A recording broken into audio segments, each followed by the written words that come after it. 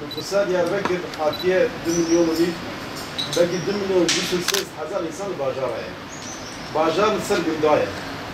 Heki wan, maste wan, ganime wan, ambejin, garisi wan, cehi wan, her şey wan. Hatırı wan jigundate.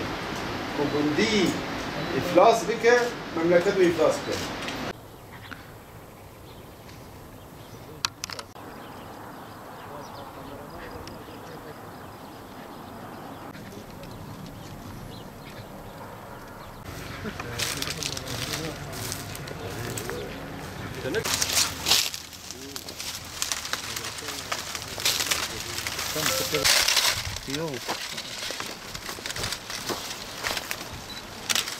Boyu bazıları 2,5 metre, boyu 2,5 metre. Tamam ya.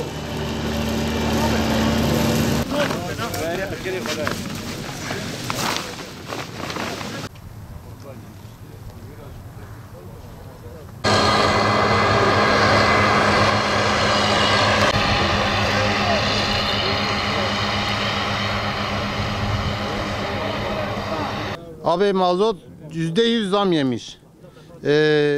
Gübre %100 zam yemiş. İlaç %100 zam yemiş.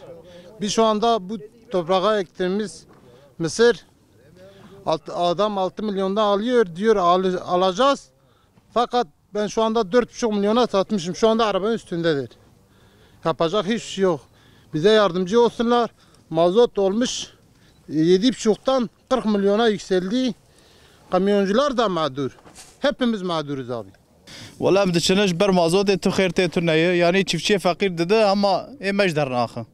û bîçercî jî mağdur e, çiftçi jî mağdur e, kamyoncî jî mağdur em giş mağdur yani. Ber vê mazotê xêrî ji dernemaye me dev jê berdin. Bismillahirrahmanirrahim.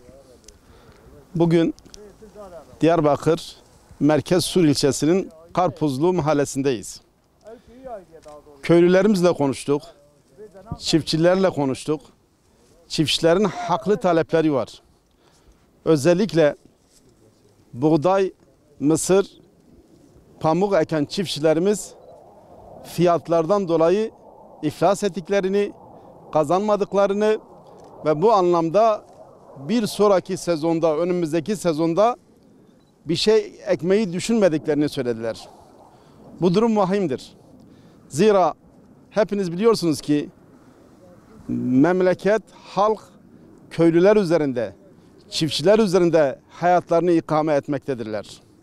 Daha önceleri toplumun %50'si şehirlerde, %50'si köylerdeyken özellikle son teknoloji çağında halkımızın %85'i şehir merkezlerinde, %15'i köylerde çiftçilik yapmak suretiyle hayatlarını geçirmektedirler.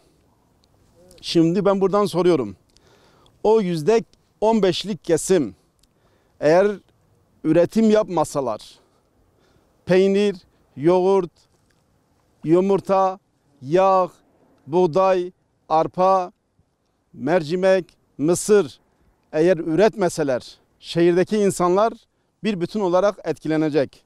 Ekonomi bir bütün olarak etkilenecek. Ben buradan soruyorum. Şu an mısır yetiştiren çiftçilerimizle beraberiz. Onları dinledik. Diyorlar ki daha önce verilen fiyat 5 lira 7 kuruş iken mazota %100 zam geliyor. 20 liradan 40 lirayı aşkın bir fiyat alıyor. İlaçlara zam geliyor, 3 kat oluyor. Gübre 2-3 kat oluyor. Taşıma 2-3 kat oluyor. İşçilik belki 4-5 kat oluyor. Elektriği, işçiliği ve emeği de cabası. Dolayısıyla buna rağmen verilen yeni fiyat %5 bir artırım ile 6 liradır. 6 lira ile biz mısırı zor kaldırabiliyoruz. Şu an daha önce 6 ay önce 7 ay önce bu toprağın altına gömdüğümüz paralarımızı bırakın karını sermayesini bile alamıyoruz. Enflasyon karşısında bu para değer kaybetti. Bu paramız eridi gitti diyorlar. Ve gelecek sezon biraz önce de söyledim. Gelecek sezon çiftçilerimiz ekmeği düşünmüyorlar. Dolayısıyla yapılması gereken, devlet bu işe tez zamanda el atmalıdır. Çiftçilerimiz kazanmalıdır. Elbette ki halkımız da ucuz fiyata ürün sahibi olmalıdır. Bu anlamda çiftçilere bir güvence, bir fiyat güvencesi, bir kar garantisi güvencesi verilmesi gerekir ki çiftçilerimiz hiç korkmadan, endişeye düşmeden ürünlerini ekebilsin ki memleket faydalansın, vatandaşlarımız faydalanabilsin. Dolayısıyla bunun takipçisi olacağız.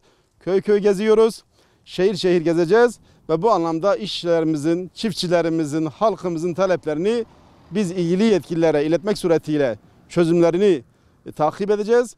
Çözüm olmayan yerlerde, çözüm imkanı olmayan kurumlarda böyle medya aracılığıyla sizinle paylaşıp çözümün verilmesi için yetkililere çağrıda bulunacağız. Teşekkür ediyorum.